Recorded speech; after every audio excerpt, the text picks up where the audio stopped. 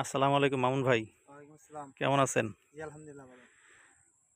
প্রিয় দর্শক শ্রোতা, আমি আজকে আসছি মামুন ভাইয়ের জমিতে। মামুন ভাই এখানে শশা আবাদ করছে জাংলা পদ্ধতিতে বা মাচা পদ্ধতিতে। আমরা আজকে শুনবো মামুন ভাইয়ের কাছ থেকে বিস্তারিত। মামুন ভাই, জি, এখানে আপনি কি জাতের শশা আবাদ করেছেন? এটা দেশাল। দেশাল জাত। আসলে এটা এটা দেশাল। রোপণ করার কতদিন পরে এটা ফল তোলা যায়? এটা রোপণ করার পরে এটা যেহেতু এটা যেহেতু দেশাল, এটা একটু লেটে আসে। এটার আপনার ৪৫ দিন বয়স হলে পরে আপনি দেখবেন গাছে যে এরকম চালিয়ে এসে দেন। এই যে ৪৪ দিন ৪৫ দিন বয়স হয়ে গেছে গাছের দেখেন এই যে প্রচুর পরিমাণে এই যে জালি আসছে। জি, জি। এতে ৫০-৫২ দিন আপনি ফল হারভেস্ট করতে পারবেন এবং এটা থাকবে অনেক দিন।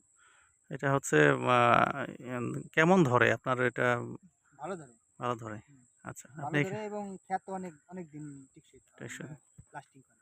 এটা হচ্ছে আপনি কত শতক জমিতে এখানে আপনি রোপণ করছেন? এখানে আছে হলো ১৫ শতক জমি। ১৫ শতক। জি।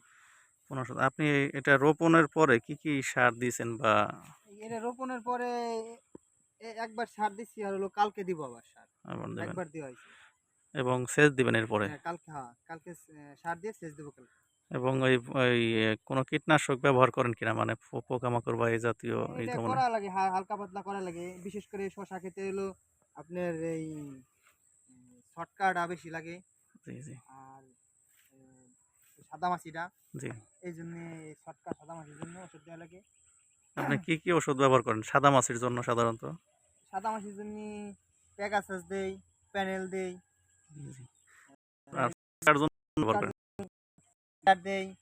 পরে আছে, এগুলো ভিক্টর মোটামুটি আছে। ভালো ভালো কাজ আছে না? জি। আচ্ছা। এটা একটু করা অবশ্যই। অল্প মাত্রায় দেয়া লাগে। ওয়ান্ডারটা ভালো কাজ করে। আচ্ছা, আমি দেখছিলাম এর আগে আপনি মরিচের জমিতে মরিচ শেষ হয়ে গেছিল। এরপরে আপনি ওখানে হ্যাঁ, অ্যা মরিচের ভিতরে দিয়েও শসা লাগানো ছিল। ওইটাও দেশাল শসা ছিল। আ মোটামুটি আমি ওইটায় ভালো প্রফিট পাইছি।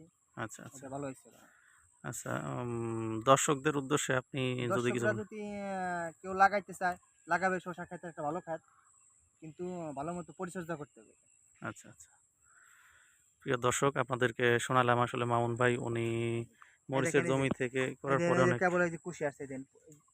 দেখুন প্রত্যেককে এনে প্রতিটা ডোগায়, ডোগায় ডগায়, জ্বালিয়ে আছে। ডগায় জালি আছে। দেখছেন প্রিয় দর্শক শ্রোতা? আপনারা যদি এই শসা আবাদ করতে চান অবশ্যই অ্যা দেশি যে জাতটা আছে মামুন ভাইয়ের কাছ থেকেও আপনারা মানে এই জাতের বীজ সংগ্রহ করতে পারবেন।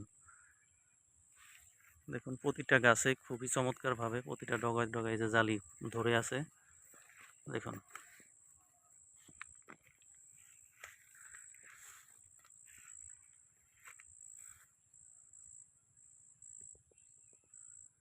দর্শক শ্রোতা ভালো থাকবেন। দেখা হবে অন্য কোনো ভিডিওতে অন্য কোনো দিন। আল্লাহ হাফেজ।